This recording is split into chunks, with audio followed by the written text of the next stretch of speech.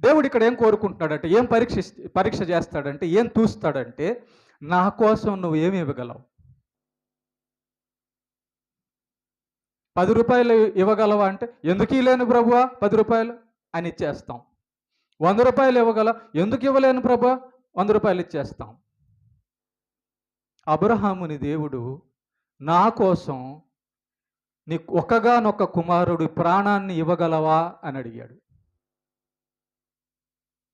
అబ్రహాముని దేవుడు ఏం అడిగాడు? ప్రాణం అడిగాడు, కొడుకు ప్రాణం అడిగాడు.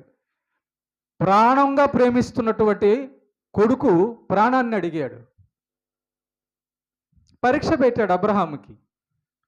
ఏ పరీక్ష? ఇచ్చే పరీక్ష, విశ్వాస పరీక్ష, భక్తి పరీక్ష పెడితే అబ్రహాములో తన ప్రాణమైనా, తన బిడ్డ ప్రాణమైనా, తన కుటుంబంలోని ప్రాణమైనా ఏదైనా దేవుడికి ఇవ్వగలిగేటటువంటి, ఇచ్చేటటువంటి శాతం ఉంది. ఎంత శాతం ఉందంటే, దేవుడి కంటే ఎవరు ఏది ఎక్కువ కాదు, అంత శాతం ఉంది. కాబట్టి అబ్రహాము ఇస్సాకును బలిగా అర్పించగలిగాడు. అంటే ఒక ప్రాణాన్ని, తన బిడ్డను దేవుడికి ఇవ్వగలిగాడు. మరి దేవుళ్ళ ఎంత ప్రేమ ఉంది?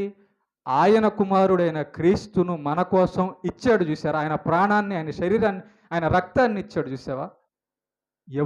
ఆయనకుంది ఇవ్వగలిగిన ప్రేమ, ఆయనకుంది మన మీద నమ్మకం. ఆయన మన తండ్రి. ఆయన వైపు అన్నీ మనకి మాత్రమే చెప్తున్నాడా?